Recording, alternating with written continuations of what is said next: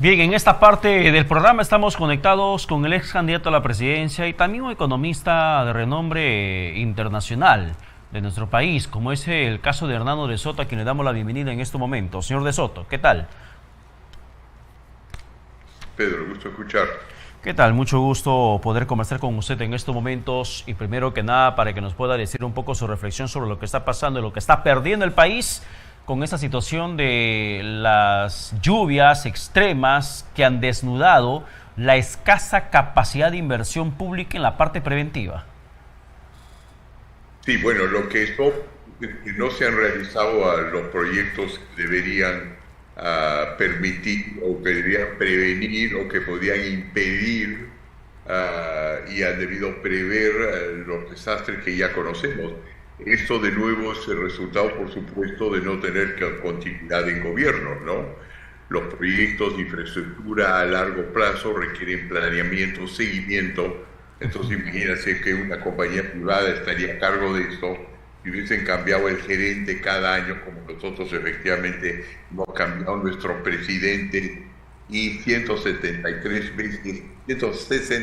veces a los ministros de manera imprevista. Obviamente se ha perdido la pista de los proyectos. Ahora lo que es interesante es que la presidenta, nuestra presidenta, ha decidido crear una autoridad nacional de infraestructura cuyo objetivo es ya resolver todo eso. Yo creo que eso es una buena idea porque significa entrar en serio al problema. Hay voluntad de renovarse. El único problema es que ha enfatizado créditos de gobierno a gobierno como si fuera una especie de bala de plata que va a resolver los problemas, pero eso es un debate que todavía hay que tener.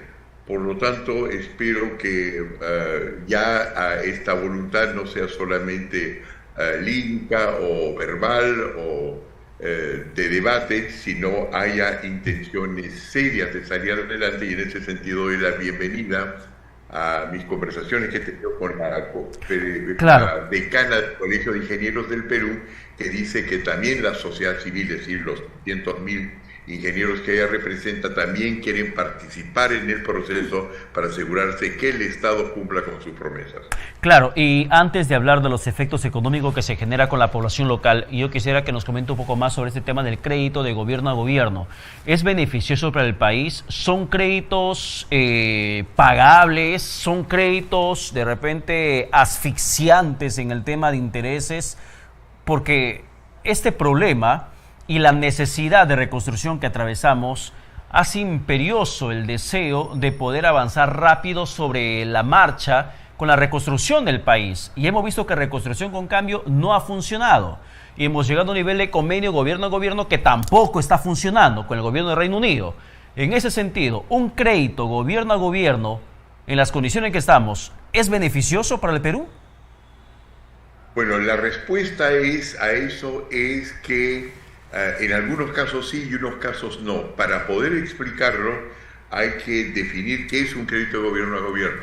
Un crédito de gobierno a gobierno es básicamente un crédito que es apoyado por un Estado de un país para otorgarle al gobierno de otro país supuestamente un crédito que es más rápido, con intereses inicialmente más bajos, con plazos de gracia, es decir, no hay que comenzar a pagarlos, digamos, inmediatamente, sino se comienza a repagar con una gracia de algunos 3 o 4 años, entonces parece ser muy conveniente. Pero ¿qué hay detrás de ello? Esto es un sistema, los créditos de gobierno a gobierno, que oficialmente son reconocidos en el mundo como créditos de exportación. ¿Qué quiere decir eso? Son créditos cuyo objetivo no es ayudarnos a nosotros, no es que no nos ayude, pero no es su objetivo principal. Su objetivo principal es fomentar las exportaciones del país que representan. En otras palabras, de darle chamba a sus ingenieros, de darle réditos e ingresos a su país. Fueron creados más o menos en los comienzos de la primera gran crisis mundial capitalista, que fue en 1932, y dan una condición clave.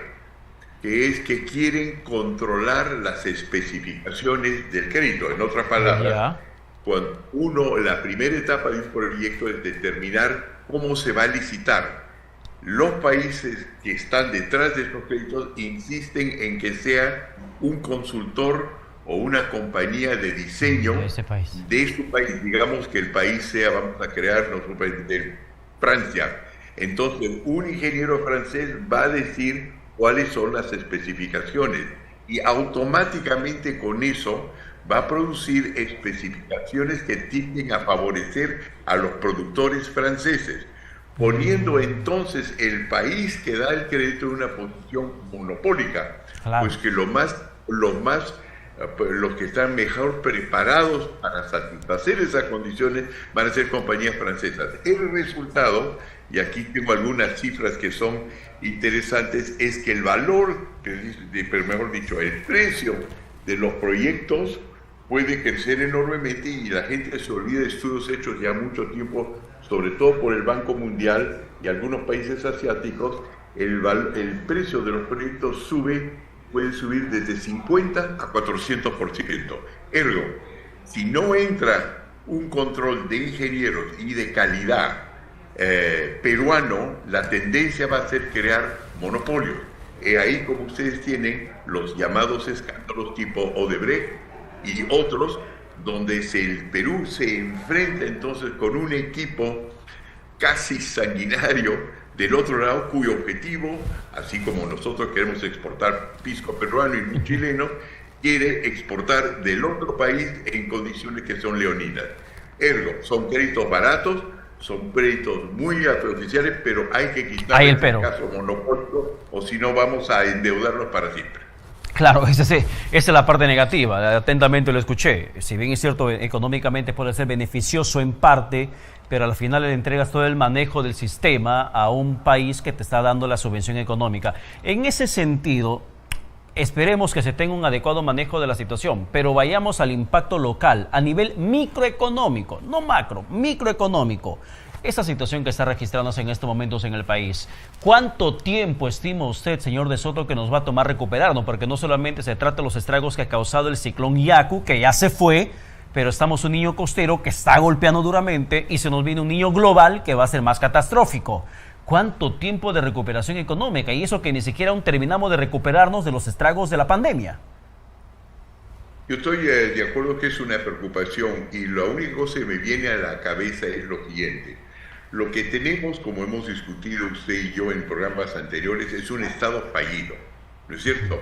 Un Estado en el cual los ministros cambian cada mes, ¿no?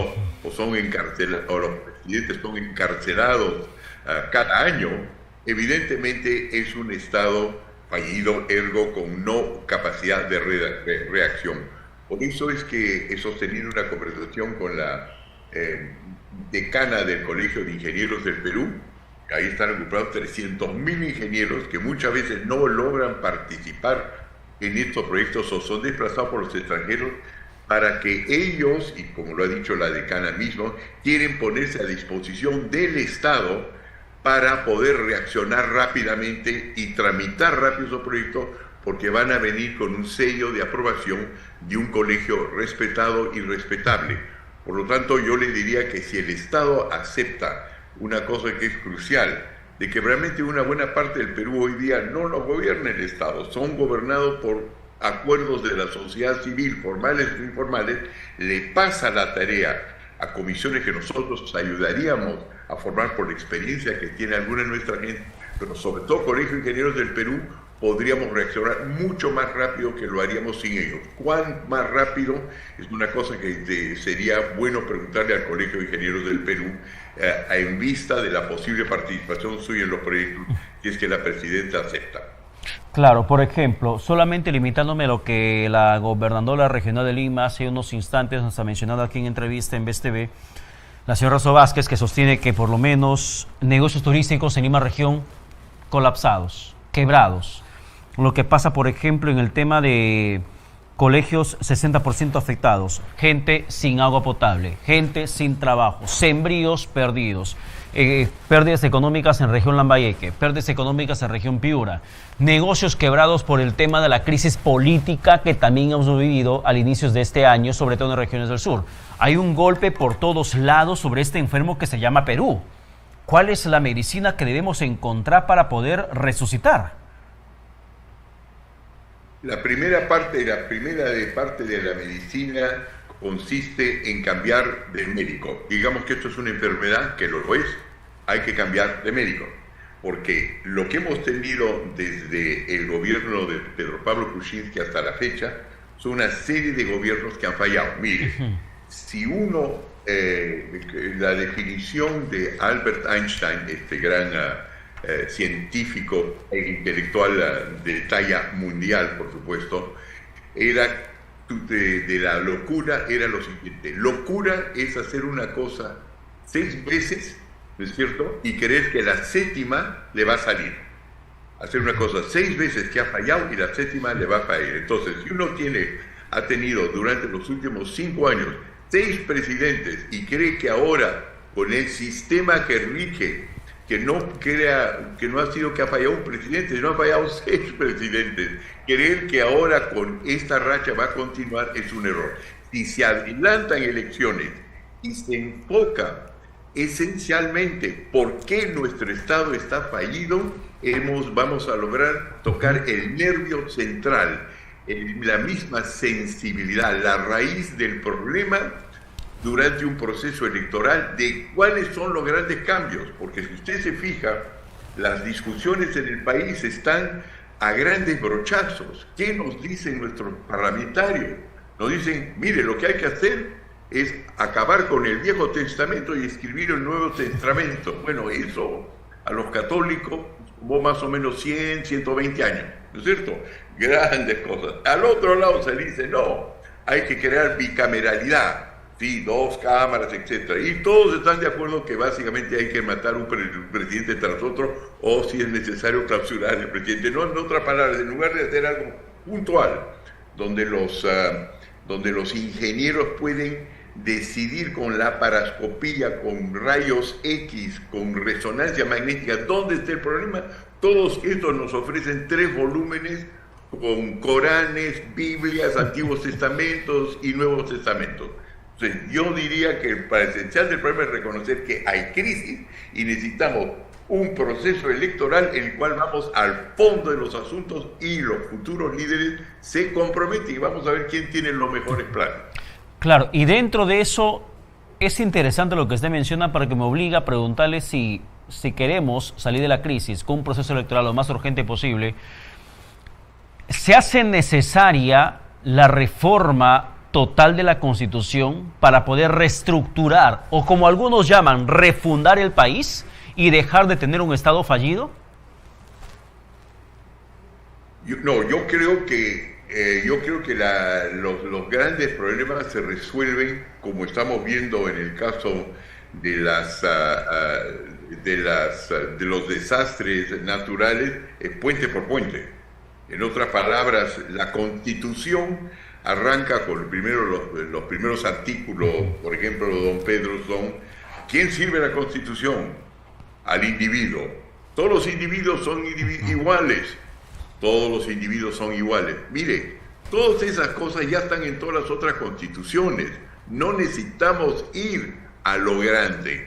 Eso es todo lo que están haciendo nuestros congresistas, ir a lo grande. Necesitamos que nos den soluciones específicas, porque al país en sí, en su totalidad, no le va mal. Para comenzar, la Constitución actual y el régimen económico que ha creado nos asegura en estos momentos de muertos en el país, de evidentemente un desorden institucional brutal. A nivel económico somos el país que más crece, cosa que si alguna virtud tiene la Constitución como tal, es que está balanceada. Lo que podemos hacer con el nuevo gobierno es ver de qué manera y dónde se pueden discutir las cosas, pero encontrar en el Perú 130 congresistas con la capacidad filosófica de refundar el país es una ilusión.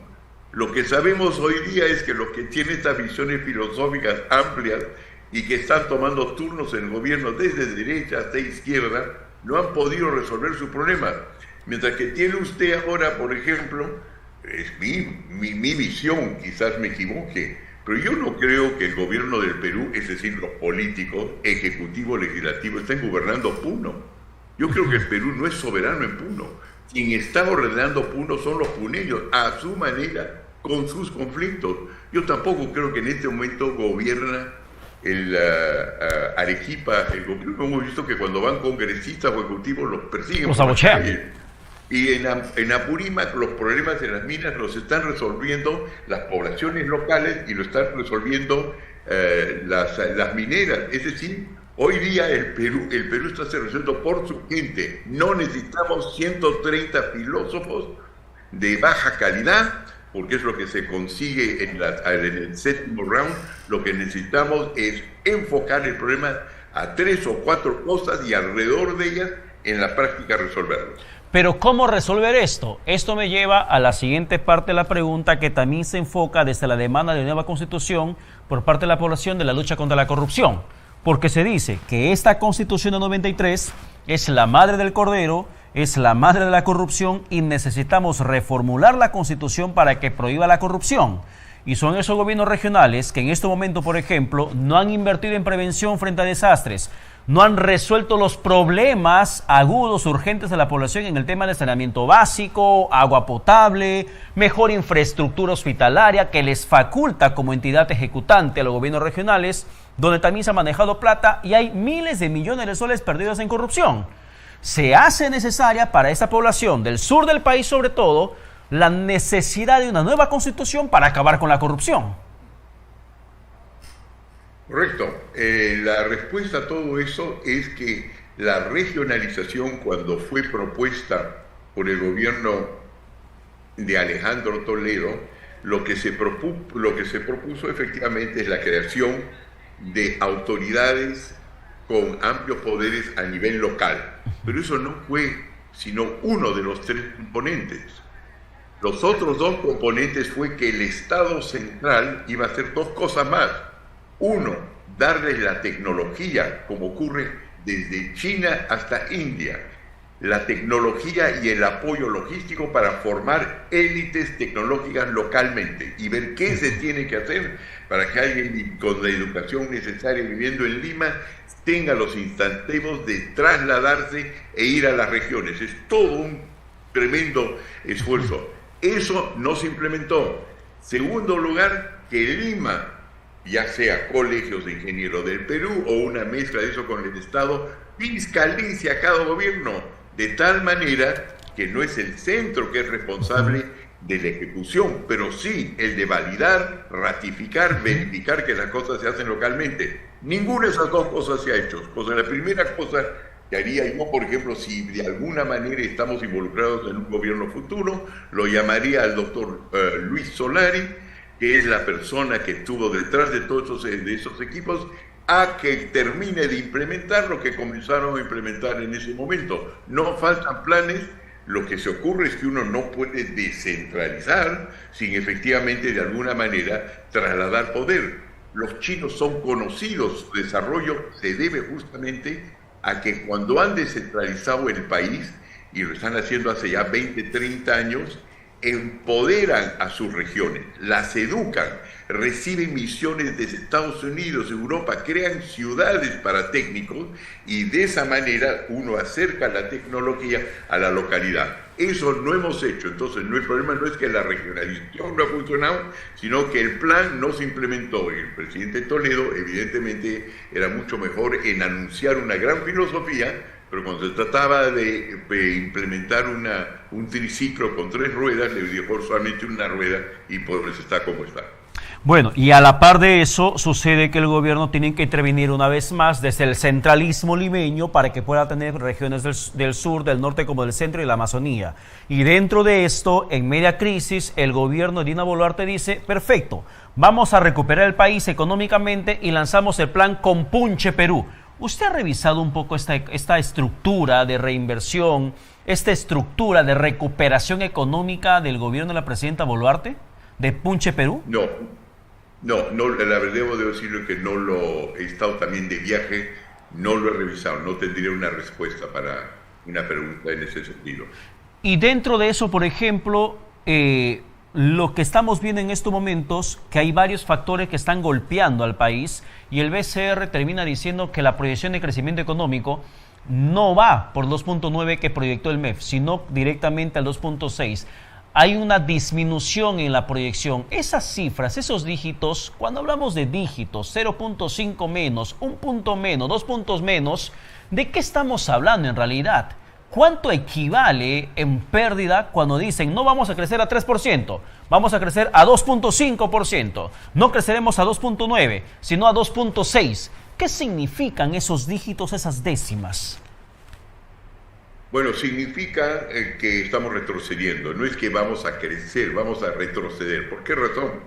Porque no se trata de que eso solamente es el resultado de no progresar, sino hay que darse cuenta que la población del Perú no se mantiene estable, va creciendo, los problemas también van aumentando, cosa que en realidad probablemente el crecimiento neto esté por debajo de ello. Hay algunas cosas que por supuesto responden al problema peruano y otras cosas que nos van a venir de la crisis desde afuera, ¿no? La caída de grandes bancos de Estados Unidos y Europa que ha ocurrido recientemente van a seguramente disminuir todavía más esas proyecciones. Pero el hecho de que el Perú necesita comenzar a crecer de nuevo por lo menos a 4 y 5%, 6%, y no hay razón por la cual no lo hace.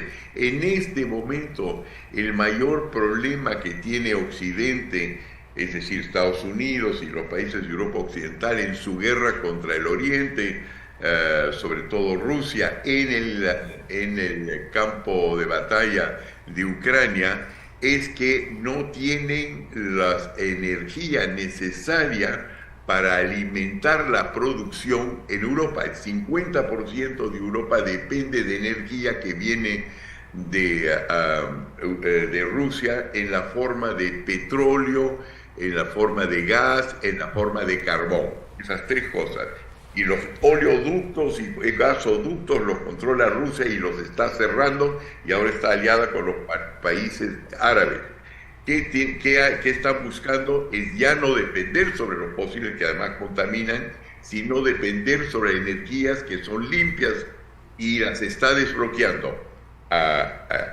Son ellas agua, hidráulicas, nucleares y de viento. De tal manera que en el muy corto plazo vamos a tener energía con una fuente distinta. ¿Y cuál es la característica de estos tres tipos de energía? Hidráulica, agua, aire, eólica, y claro, lo otro es que todas viajan no por oleoductos, sino todas viajan por cobre.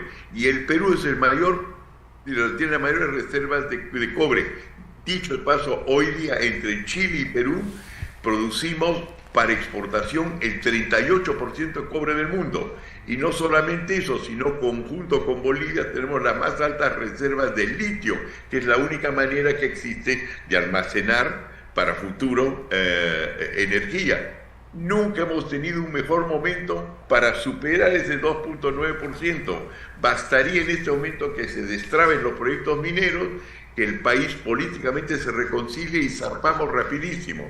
Entonces la respuesta a su pregunta es la siguiente: no hay excusa para no salir adelante diciendo el mundo no quiere nuestro proyecto. Sí lo quiere. El problema es un gobierno que ni siquiera, estoy seguro, se da cuenta de la oportunidad que existe ahora. Para cerrar, hablando del tema minero, que es un tema pendiente de cada gobierno resolver la crisis y destrabar proyectos que hace muchísimo tiempo están en compás de espera. El caso del cobre, por ejemplo, una mina emblemática es la mina de Las Bambas, que constantemente vive en conflicto social con la población local porque consideran que hay compromisos que no han sido saldados y que por lo tanto la mina de Las Bambas no tendría que seguir operando. Se menciona que Las Bambas, por ejemplo, tiene una proyección de producción de 145,000 toneladas por día de producción de cobre. Pero con los conflictos medioambientales, socioambientales que constantemente se da, ¿qué cosa tendría que hacer el gobierno? ¿Ceder ante la población o ceder ante la empresa? Una disyuntiva, una dicotomía. Bueno, la verdad es que el fondo del problema que el gobierno no ha estudiado es de que los recursos naturales tienen, para hacerlo bien sencillo, es una especie de sándwich. Tenemos el subsuelo donde están los minerales, ¿no es cierto? Los minerales están en suelo, subsuelo. Y encima de esos minerales está el suelo. Bueno, los minerales, por ley, en el Perú y en todos los países del mundo, dependen del Estado. Es decir, es la propiedad de todos los peruanos que ejercen esta propiedad a través del Estado. Ha sido así 2.400 años, eso no va a cambiar. Pero para poder entrar al mineral, lo que se necesita es poder perforar la superficie. Y la superficie del Perú, hoy día nos estamos dando cuenta, pertenece a gente más bien humilde y más pobre, incluyendo, ya que he hablado de las Bambas, las comunidades que están en ese corredor minero.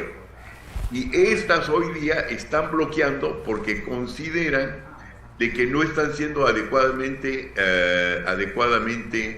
compensadas. Entonces la pregunta es, ¿por qué, si ya fueron pactados los precios de esa superficie a través de la cual hay que superar? Es decir, si me preguntas la única cosa que tengo acá, aquí tengo mi plumón, este es el subsuelo, esto pertenece al Estado, y este es el suelo que pertenece a las comunidades y a privados. Y lo que está ocurriendo es que los de están encima han dicho, nada, no entra. ¿Y por qué? Porque el precio que ellos reciben por esto, la compensación que refieren por esto, es el precio de tierra con el valor de crecer papas. Y lo que estos reciben es el precio internacional por el cobre, el oro, etc. La solución es relativamente sencilla. La Constitución dice economía social de mercado, que quiere decir todos somos iguales frente a la ley. A estos hay que dejarlos entrar al mercado de capitales. Eso se hace con gran facilidad porque ya en su mayoría están titulados. Lo que les falta, como todos aquellos que tienen pasaporte, es una visa para viajar a los Estados Unidos. Y esa visa se puede otorgar en cuestión de un año. Ergo, la respuesta es todo esto se desbloquea. No es un problema ambiental, todo el mundo está de acuerdo. Además, no se olviden, cobre, estaño, plata, oro, son los que nos van a salvar del problema ambiental, puesto que se suponen energía limpia, cosa que es una buena cosa de por sí. El problema es que en lugar de enfocarse en esto, don Pedro, en lugar de enfocarse en esto, ¿qué es lo que están haciendo nuestros parlamentarios? La Biblia hay que reformarla totalmente. La Constitución hay que reformarla totalmente. El problema en el Perú no es que hay que reformar todo totalmente, hay cosas muy específicas. Usted tiene un cáncer, hay que meter rápidamente rayos X, ir al bulto, sacarlo lo antes posible. No es cuestión de decir, le voy a crear un programa hasta de cómo tiene que correr todas las mañanas y una más lechuga y menos lechón. Bien, señor De Soto, muchas gracias por la comunicación. Que tenga buen domingo. Importante siempre hablar con usted. Muchas gracias, don Pedro, y gracias por invitarme. Bien, que tenga buen domingo. Vamos a la pausa, pero tras el corte, ya saben, se quedan con Johan Ramírez en Presente y Futuro. Que tengan buen domingo. Chao.